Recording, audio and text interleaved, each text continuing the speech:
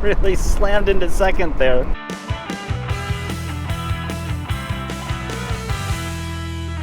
Welcome to another episode of Double J's List. If you get a chance, hit the subscribe button. I'd really appreciate it. Today I'm going to review the new to my dad, at least, his 2000 Ford Mustang convertible. Now this is the SN95 platform. Technically this is the new Edge version of that, which was the facelift that happened in 1999. The SN95 ran from 1994 until 2004. With the facelift in 1999. So you remember that Ford's design language got very rounded in the 90s, and it got a little too rounded probably with that oval version of the Taurus that ran from 1996 to 1999.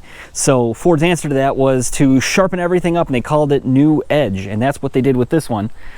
This was still based on the Hvac platform, which debuted in 1978, and I believe it came out in 79 on the Mustang.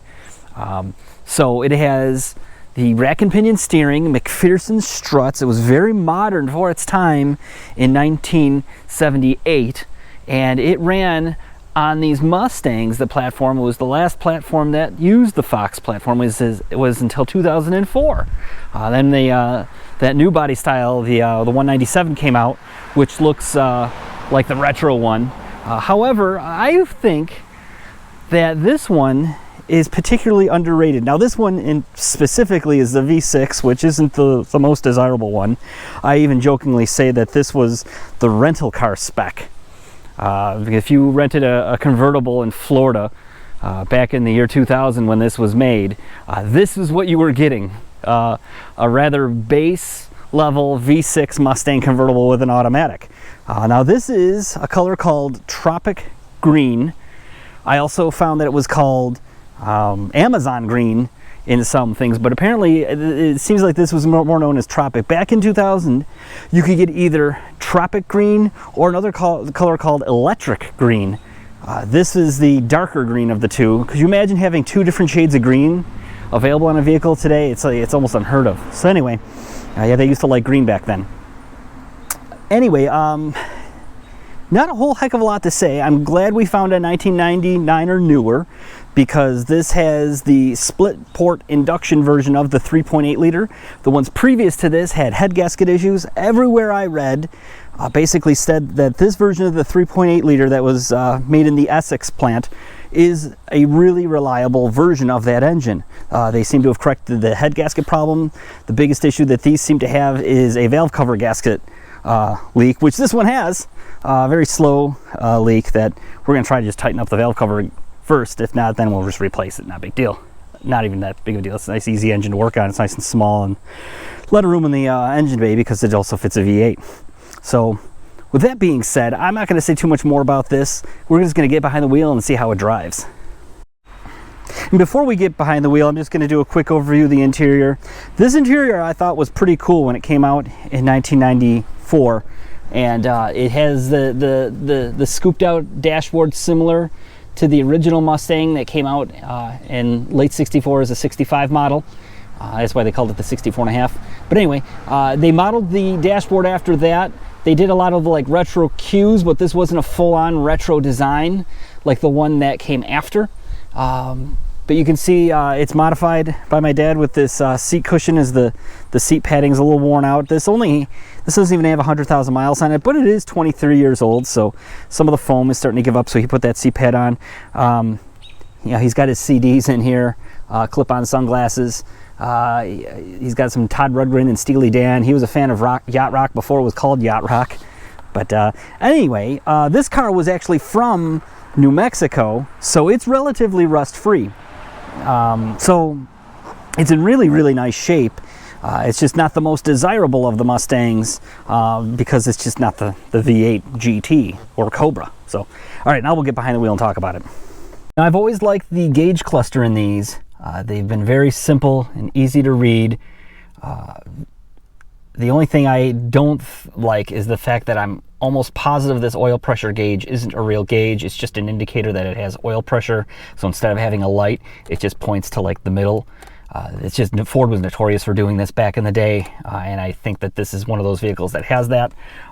One cool thing about these is This might be the last vehicle I can think of that used a plunger style headlight switch that you just pull out. It's 2 clicks. That's headlights on, parking lights in the middle, and that's off.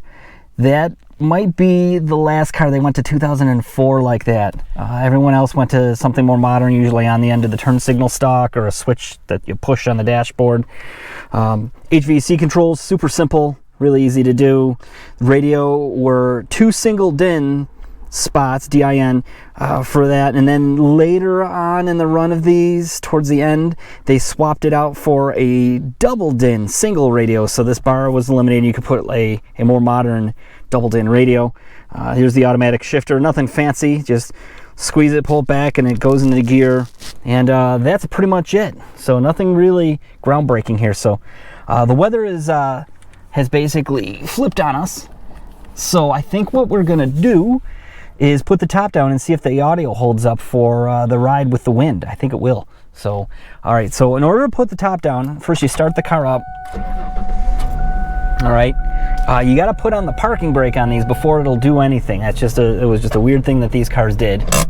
All right, so the parking brake is on. Now you pull the 2 latches on the top of the windshield.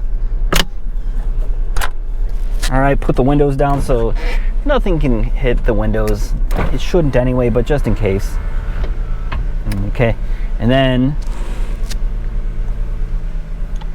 I like to close these latches up after you open them.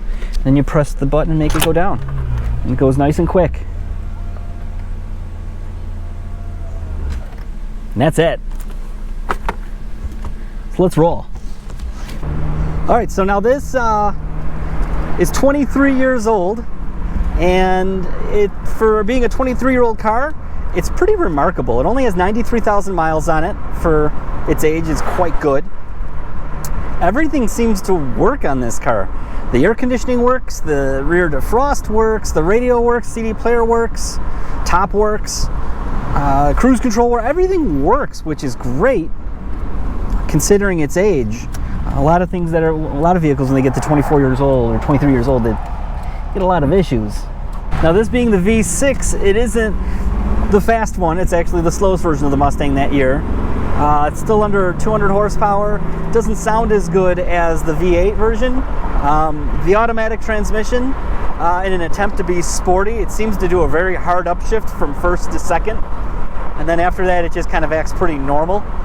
I remember these always having a hard upshift. So back when I worked at a Ford dealership when I was in college, these were the new Mustang. All right, so I worked there between the years of 2000 and 2006, and I've driven countless versions of these. I've driven these in the V6, V8, GT V8s, Cobras, automatics, manuals, you name it, convertibles, hardtops. I've driven just about every version of these back when they were brand new. So they hold a dear place in my heart, so to speak. And they're not that bad. People right now seem to be very hot on what's known as the Fox body Mustang, even though this is a Fox body Mustang. The one that's truly known as the Fox body is the 1979 through 1993, the previous to this one.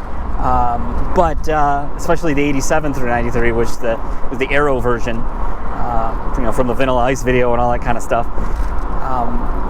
But truth be told, this is probably a better car in just about every measurable way. It's just a refined, bigger, more comfortable version of that car. The thing that people like about those old Fox bodies is that they were really lightweight.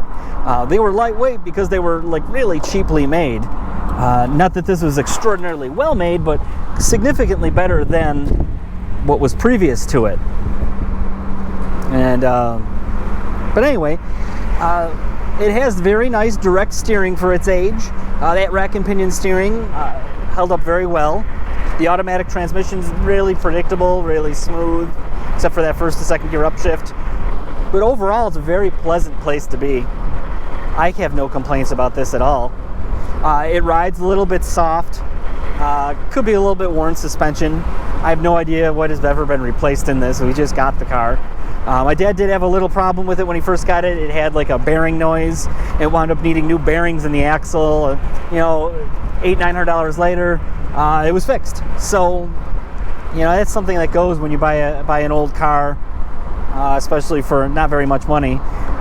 This being from the Southwest, the paint isn't in very good condition. It's got some problems with the clear coat, and it's got some fading, but the upside of that is it never saw salt or snow or anything really terrible, so it's really, really rust free. So when the mechanic that fixed the rear axle for him worked on the car, he said he was blown away about how rust free this car was, and how it's worth saving and not driving it at all in the winter. So we're going to take it through some twisties here. I'm not going to bother to shift the transmission manually. It's not that kind of a car, quite frankly.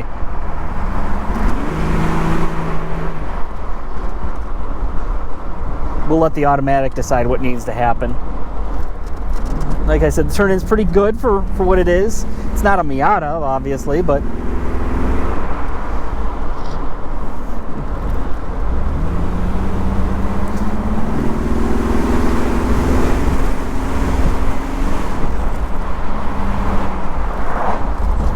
not a rocket ship, but it's fine for what it is. For a cruiser, the top goes down, it looks good. I don't see how you could go wrong, quite frankly. Okay, let's give it the beans. It's a closed course in Mexico. Whoa! It really slammed into second there. That kind of surprised me.